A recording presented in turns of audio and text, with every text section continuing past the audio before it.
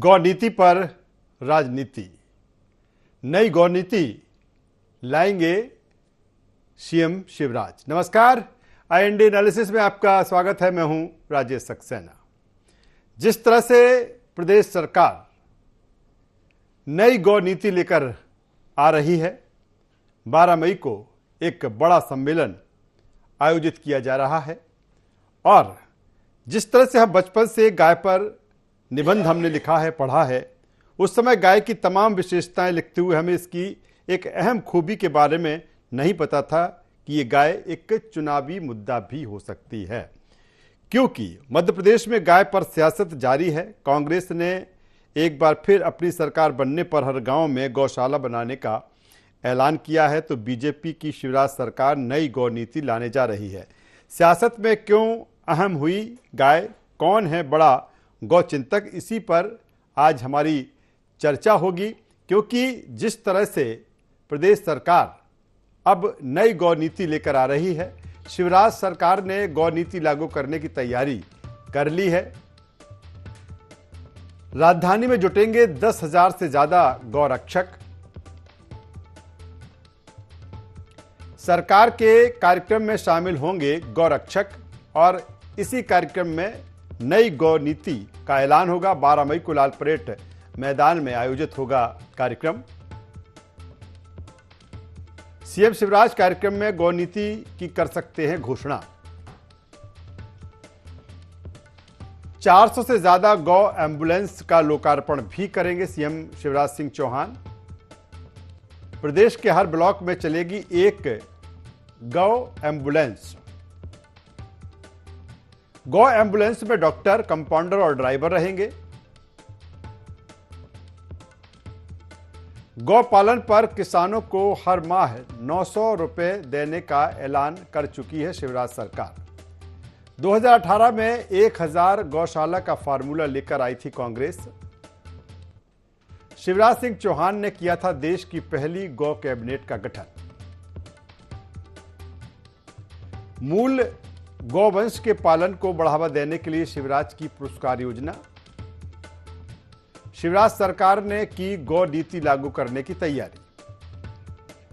तो ये अहम बातें हैं जो नई गौ नीति सरकार लेकर आ रही है और कहीं ना कहीं गायों की चिंता, उनको सुरक्षित वातावरण देना, गौशालाओं का विकास, ये तमाम सारी जो चीज़ें हैं वो ज़रूरी भी है। इससे पहले जिस तरह से अगर कमलनाथ सरकार की बात करें, जब 2018 चुनाव हुआ था, उस समय उन्होंने अपने घोषणा पत्र में कहा था कि गौशालाओं का निर्माण करेंगे, गायों को जो उनका सुरक्षित उनको गौशाला मिले, इसके लिए तमाम सारी कवायद की गई थी। लेकिन अब शिवराज सरकार बड़े पैमाने पर एक नई गौ नीति लेकर आ रही है। आज इसी मसले पर बातचीत करेंगे, चर्चा करेंगे। चर्चा शुरू करें उससे पहले मेहमानों से आपका परिचय करा देते हैं, फिर इस चर्चा को हम आगे बढ़ाएंगे। 3 मेहमान हमारे साथ इस चर्चा में हैं। सबसे पहले उनका परिचय कराते हैं। हमारे साथ में हैं वरिष्ठ पत्रकार देवदत्त दुबे साहब। देवदत्त जी, स्वागत है आपका। हमारे साथ में है अभय प्रताप सिंह, प्रवक्ता बीजेपी के वरिष्ठ नेता, स्वागत है अभय जी आपका। और संतोष सिंह परिहार जी है, प्रवक्ता कांग्रेस। संतोष जी, आपका भी स्वागत है। सबसे पहले देवदत्त दुबे साहब, मैं आपके पास में आता हूं। गौ नीति को लेकर शिवराज सरकार नई गौ नीति लेकर आ रही है। हालांकि गायों को लेकर, गौशालाओं को लेकर लंबे समय से इस पर बात होती रही है। इससे पहले जब कमलनाथ सरकार थी, उसने भी इसको लेकर प्रावधान किए थे। लेकिन अब शिवराज सरकार नई गौ नीति लेकर आ रही है। किस रूप में देखते हैं इसको? देखिए, किसी भी दृष्टि से देख लो, अपने देश में गाय बहुत महत्वपूर्ण है। यदि आप आध्यात्मिक दृष्टि से देखें तो तुलसीदास जी ने रामायण में स्पष्ट लिखा है, विप्रधेनु सुर संत हित लीज मनज अवतार। मन भगवान भी अवतार लेते हैं गौ की रक्षा के लिए, इतना महत्व है गाय के। और आप वैसे देखें व्यवहारिक धरातल में तो कितनी उपयोगी, उनका गोबर भी आज बिक रहा है, छत्तीसगढ़ में बिक रहा है, यहाँ भी योजना चल रही है।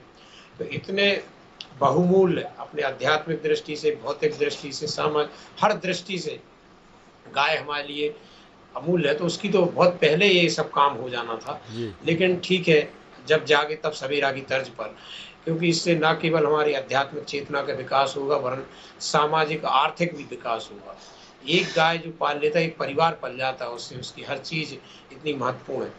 तो जिस तरह की हम दुर्दशा देख रहे थे पिछले वर्षों में गाय की, आप भी हम भी कई बार जाते हैं रात में कहीं भी, तो बरसात के सीजन में खासकर गाय माता रोड पे बैठी रहती है, एक्सीडेंट होते उनके कारण, और कई बार मरी मिलती है, और गौशालाओं की दुर्दशा भी देखी।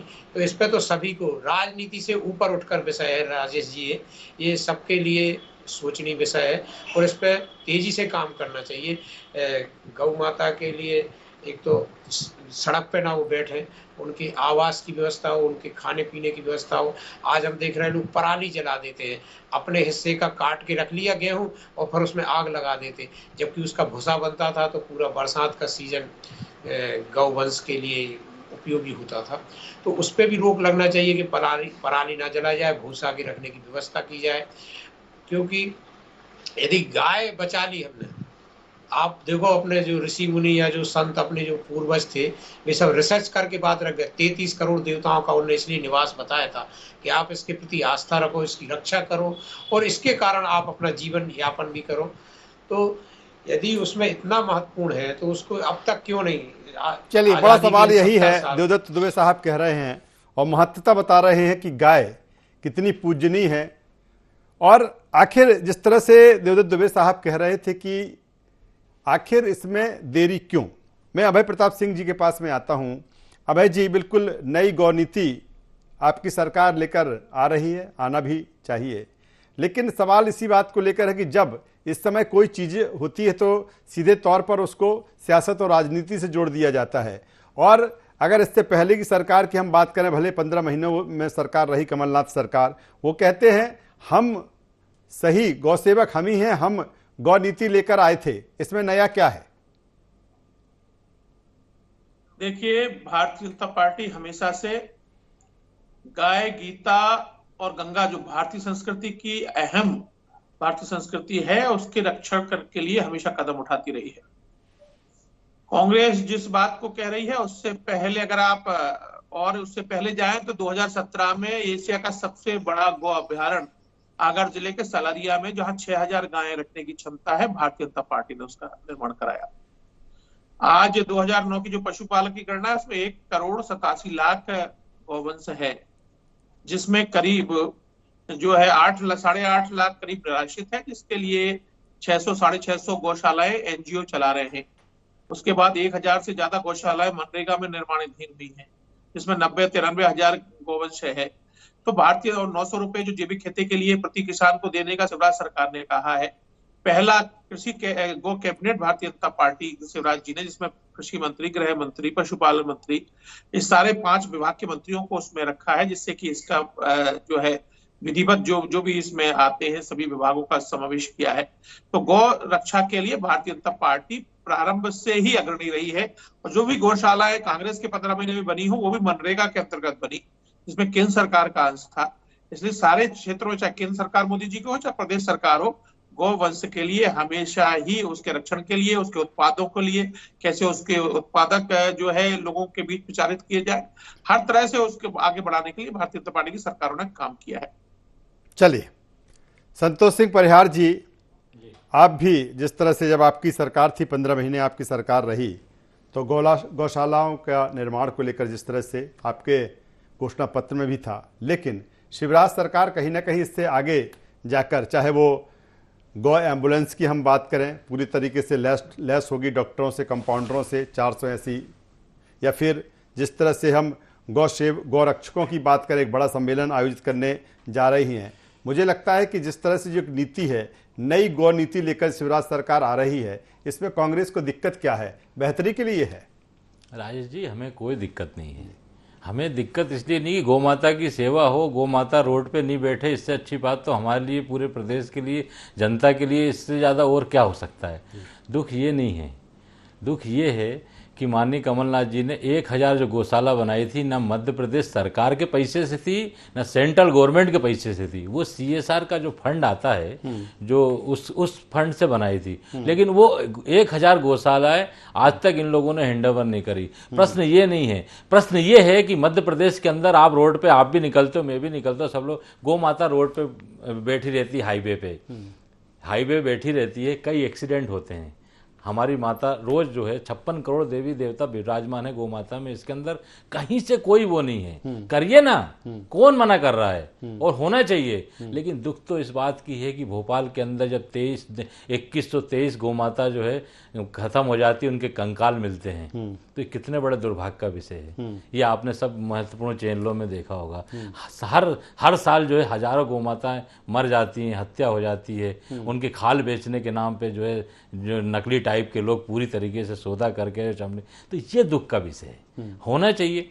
उन्होंने एम्बुलेंस की बात करी। ये मध्य प्रदेश की सरकार इतनी निकम्मी सरकार है कि आज की डेट में जो है गर्भवती महिलाओं को तो एम्बुलेंस दे नहीं पा रही है। इतना झूठ बोल रही, गौ माता को एम्बुलेंस दे रहे हैं। लेकिन मुझे लगता है संतोष जी आप कह रहे हैं, मेरा देखिए 400 आप कह रहे हैं, ठीक है, आपने होना चाहिए। आपने जो चीजें कही है बिल्कुल सही कही है कि अगर सड़क पर देखें तो जिस तरह से गायें झुंड के रूप में रहती है, एक्सीडेंट होते हैं, उसी के लिए तो नई गौ नीति लेकर आ रहे हैं। नहीं, मेरा इसीलिए गौ नई नीति लेकर आ रहे हैं। 400 नई एम्बुलेंस डॉक्टर कंपाउंडर से लैस होगी। स्वागत करना चाहिए अगर इस समस्या का कोई समाधान निकलता है तो। राजेश जी, स्वागत करना चाहिए, लेकिन झूठे सपने, अमेरिका जैसी सड़कें बनी है हमारी, अमेरिका से अच्छी छोटे। देखिए अतीत में, वर्तमान में भी तो जीजिए आप। वर्तमान में देखिए तो 18 साल से हमारी मध्य प्रदेश में गौ माता की क्या स्थिति वो देखिए। सरकार के असल में मनसा पे शक है। सरकार के झूठे वादे तो सुबह शाम तक क्या इस मनसा पे सवाल की जो 400 एम्बुलेंस खड़ी हुई है वो नहीं चलेंगी? आप ये बताइए कि मध्य प्रदेश में शिवराज सिंह चौहान जी की सरकार है, 2131 गायब हुए, 3 ट्रक कंकाल मिले। ये भोपाल के अंदर क्या हुआ उसका? ये बड़ा विषय है। भोपाल के अंदर जो कंकाल मिले, 3 ट्रक कंकाल जो मिले, 2131 गाय चलेगी। हर साल जो है इनके पूरे जितने भी जो इन्हें दे रखे हैं, अपने जो NGO को दे रखे हैं, उनकी सेवा नहीं हो पाती। उनकी जो है, एक छोटा सा सवाल का जवाब दे दीजिए, फिर मैं देवदत्त दुबे साहब के पास में आ जाऊंगा। मेरा मतलब ये है, मेरा संतोष जी सवाल इस बात को लेकर है, क्या इसको लेकर जो 400 एम्बुलेंस की हम बात कर रहे हैं, अभी आपको शक है कि ये 400 एम्बुलेंस नहीं चलेंगी, ऐसी खड़ी रहेगी? देखिए, तैयारी है 12 तारीख को इसको हरी झंडी दिखाने की। हमें इनकी क्या है, मनसा पे शक इसलिए रहता है कि इनने पूरे NGO को, अपने जितने भी संगठन है, सबको उन्हें दे दिया, संघ के लोगों को कई जगह। भोपाल के अंदर 3 ट्रक जब कंकाल मिलते हैं गौ माता के, और उसके अंदर ये करेंगे वो करेंगे, तो उस समय दुख का विषय नहीं है क्या गौ माता? या चलिए मैं उस पर भी आऊंगा कि आखिर जिसकी जिक्र आप कर रहे हैं, मनसा पे शक है, क्योंकि जब ये गर्भवती महिलाओं को एम्बुलेंस नहीं दे पाते तो गौ माता को कहां से दे पाएंगे? चलिए देवदत्त दुबे साहब, उसकी बात, देवदत्त दुबे साहब, इतना पावन और पुनीत काम हो रहा है, आपने भी सारी व्याख्या सबसे पहले ही कर दी गायों को लेकर, गौ माता को लेकर। आखिर ये सियासत और राजनीति क्यों? क्या इससे ऊपर उठकर बात नहीं हो सकती? देखिए, गौ माता की पूंछ पकड़ के जब भवसागर तार हो जाता है आदमी, तो चुनावी नैया तो पार लग ही सकती है। आप देखें कि एक समय तो गाय बछड़ा चुनाव चिन्ह नहीं था, तो अभी हम कह रहे हैं चलो इस बहाने ही सही, यदि कोई शराब बेच के चुनाव जीतता है, गुटखा बेच के, जुआ खिला के, यदि कोई गाय की सेवा करके चुनाव जीता तो कोई दिक्कत नहीं, वो और अच्छा है। आप जीतो, चुनाव भी जीतो, गाय की सेवा हो। और मैं कहता हूँ कि कभी व्यर्थ जाती नहीं गाय की सेवा, जिसने भी की है उसको जीवन में मिला है, क्योंकि ये तो ऐसी है जो केवल देना जानती है। उसका गोबर मूत्र से लेके, मूत्र प्रयोग से राजेश जी कैंसर जैसे रोग ठीक होते हैं गाय के। तो जो भी करे, कमलनाथ सरकार आई थी, उसने जब 1000 गौशालाओं की बनाने की घोषणा की थी, तब सबने उसका स्वागत किया था कि हाँ गौशालाएं होना चाहिए। सबके महल हैं, अटारी है, तो गौशाला नहीं होने चाहिए गाय की। और आज जो नीति की ये बात हो रही है, यदि ये वाकई में क्रियान्वित हो जाए तो सबका भला हो जाएगा, समाज का, देश का। और जो हमारे, हम तो उतना ज्ञान नहीं रखते, लेकिन जो साधु संत कहते हैं कि आज जो समस्याएं हो रही हैं, उसकी अधिकांश समस्याएं समाज की दूर हो जाए यदि गौ सेवा सही इस तरीके से हो जाए, क्योंकि वो तो इतनी उपयोगी है कि आप उससे परिवार, समाज भी पाल सकते हो और अपना जीवन भी सुधार सकते हो। इसमें बहुत देरी हो चुकी, लेकिन अभी ये नीति आई है, इस पर ठोस क्रियान्वयन हो तो मुझे लगता है इससे अच्छा कुछ हो नहीं सकता। और दूसरी तरफ और एक देवदत्त दुबे साहब, ठीक है, गौ माता की सेवा के साथ साथ कहीं ना कहीं इसके जरिए रोजगार, तमाम तरह की चीजें हैं और इस पर चर्चा लगातार होती रही है, इसको रोजगार से भी जोड़ा जा सकता है और एक व्यापक पैमाना अब वर्तमान समय में इसको लेकर है। बिल्कुल, इसका बहुत रोजगार, हम कह रहे हैं आपको 2 गाय एक परिवार में रख दो, आप उसके लिए लोन स्वीकृत करो तो उस 2 गाय पूरा परिवार पाल देगी। अब तो और गोबर नीति भी शायद अपने यहाँ आ रही है, जैसे छत्तीसगढ़ में गोबर बिकेगा, मूत्र बिकेगा, उसका दूध बिकेगा, उससे छाछ बिकेगा, घी बिकेगा, इतनी चीजें हैं उसमें कि आपका पूरा परिवार उससे पल सकता है। और क्या नहीं है गाय के अंदर, सब कुछ है, उसकी दुआएं जो है वो आपका जीवन का कल्याण कर सकती है। मुझे लगता है कि जो भी कदम उठाएगा देर आए दुरुस्त की तर्ज पर, इस गौ नीति का व्यवहारिक धरातल पर बहुत सदुपयोग हो, उसका क्रियान्वयन हो तो बहुत अच्छा रहेगा सबके लिए। चलिए जी, अभय प्रताप सिंह जी, सीधा सा सवाल, ठीक है, जो कुछ संतोष सिंह परिहार साहब कह रहे हैं आपका जो जवाब होगा, लेकिन मेरा सवाल इसी बात को लेकर कि जिसने गौ सेवा की, कहीं ना कहीं उसकी वैतरणी पार हो गई, चुनावी साल है, चुनावी वर्ष है, चुनावी समय में है, यही कारण कि अब गौ नीति पर फोकस। देखिए, गौ सेवा तो भारतीय जनता पार्टी के हमेशा केंद्र बिंदु में रही है। मैंने आपसे पूर्व में भी कहा कि एशिया का पहला अभ्यारण्य मध्य प्रदेश में बना, देश की पहली गौ कैबिनेट मध्य प्रदेश में बनी। तो इस क्षेत्र में बड़े बड़े जो कदम उठाए गए इस गौ सेवा के, वो भारतीय जनता पार्टी की सरकार ने उठाए। जिन गौशालाओं की ये बात कर रहे हैं, ये सारी भ्रष्टाचार की भेंट चढ़ गई थी इनकी 15 महीनों की। तो भ्रष्टाचार की भेंट किसकी चढ़ी थी? ये किसकी? भोपाल में 3 ट्रक जो, चलिए मैं आता हूँ, संतोष जी आता हूँ, बात आ रही है आपके पास, गाय को प्रति गाय को देकर जैविक खेती को बढ़ावा दिया है। अभी भी जो माननीय मुख्यमंत्री जी ने जो गौ एम्बुलेंस की बात की है, इसका ये विरोध कर रहे हैं। सड़कों पर रात बिरात जो एक्सीडेंट होते हैं, हाईवे पर होते हैं, उसमें वो सारी एम्बुलेंस बहुत कारगर साबित होंगी। क्योंकि जो जैसा मैंने आपको बताया कि करीब 5 लाख से ज्यादा, 8.5 लाख से ज्यादा निराश्रित गौवंश है जो सड़कों पर है, जिसके लिए करीब 5-6 लाख के लिए गौशालाओं की प्रबंध किया गया है, फिर भी 2-2.5 लाख रोडों पर है। तो इन सबकी भी व्यवस्था सरकार कर रही है, लेकिन इनके विकल्प के तौर पर कि गोवंश की तस्करी ना हो, गोवंश का जो है कोई एक्सीडेंट होता है तो उसके लिए तुरंत ले जाने की व्यवस्था हो, ये माननीय मुख्यमंत्री जी ने कदम उठाया, ये ऐतिहासिक कदम है। क्या इसे चुनावी सहारा भी मान ले? ये तो चुनाव से उसको जोड़ना ठीक नहीं होगा।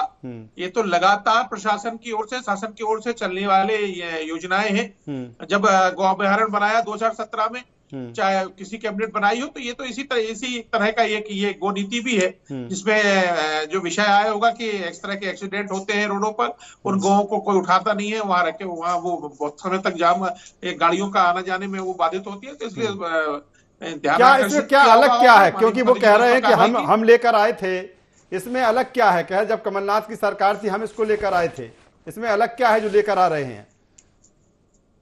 ये क्या लेकर आए थे? गौशालाओं का निर्माण 15 महीने में गौशालाएं बन गई थी क्या?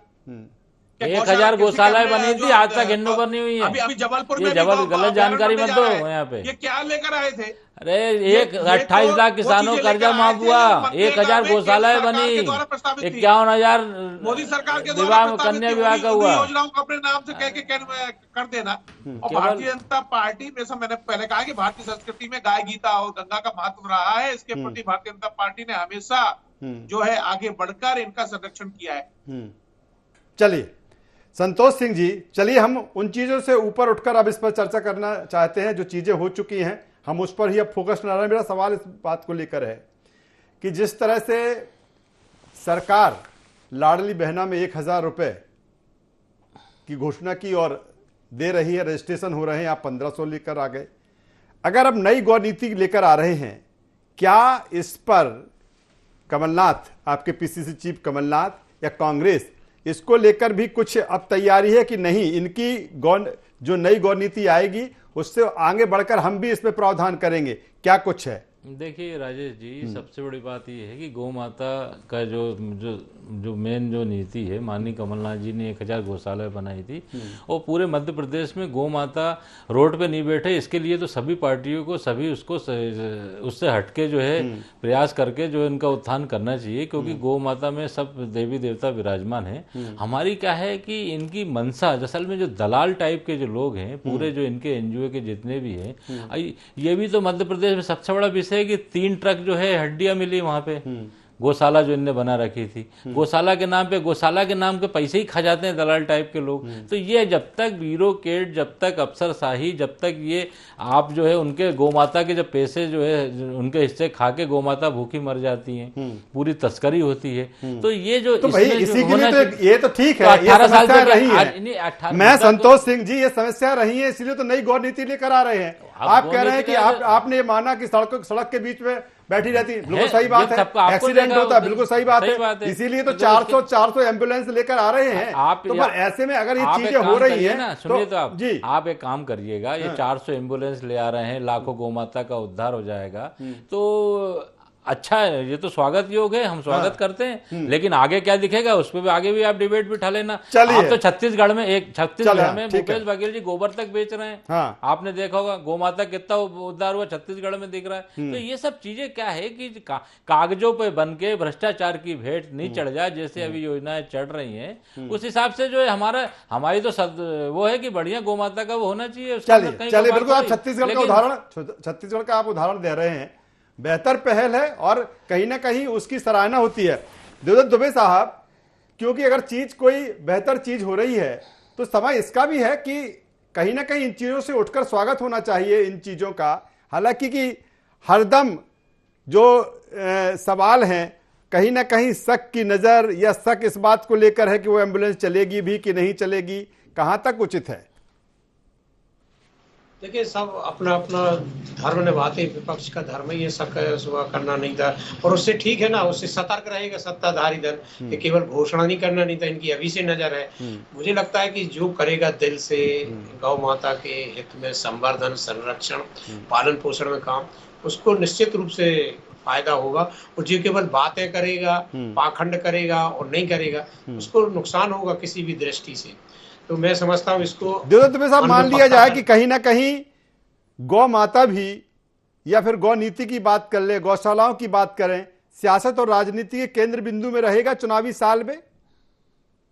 बिल्कुल रहेगा। जितने भी मुद्दे हैं अपने यहाँ, धार्मिक, जाति के, ये सब मुद्दे चुनाव में प्रायः हावी होते हैं, क्योंकि इनसे एक थोक में वोट बैंक की व्यवस्था होती है। तो ये तो रहेंगे ही, ये मुद्दे स्थायी चिरस्थायी है। जब हम देखते हैं कई बार जब मौलिक मुद्दों पर जब चर्चा नहीं होती, या तो धार्मिक या सामाजिक, जाति के मुद्दे या क्षेत्रीय मुद्दे ऐसे उभारे जाते हैं। चलिए, काफी हम बात देवदत्त दुबे साहब कह रहे हैं कि कहीं ना कहीं जो एक आस्था है और जिस धर्म और धार्मिक चीजों की बात देवदत्त दुबे साहब कह रहे हैं, तमाम सारे ऐसे मुद्दे होंगे, उसमें एक जो गौ माता है वो भी एक मुद्दा होगा, उस पर भी चर्चा होगी चुनाव में। तीनों मेहमानों का मैं यहाँ पर धन्यवाद करूंगा। तो कुल मिलाकर जिस तरह से नई गौ नीति लेकर सरकार आ रही है, तमाम सारे प्रावधान हैं, जब गौ नीति सामने आएगी तो वो क्या क्या प्रावधान है, किस तरह से इसमें विकास होगा, किस तरह से संवर्धन होगा,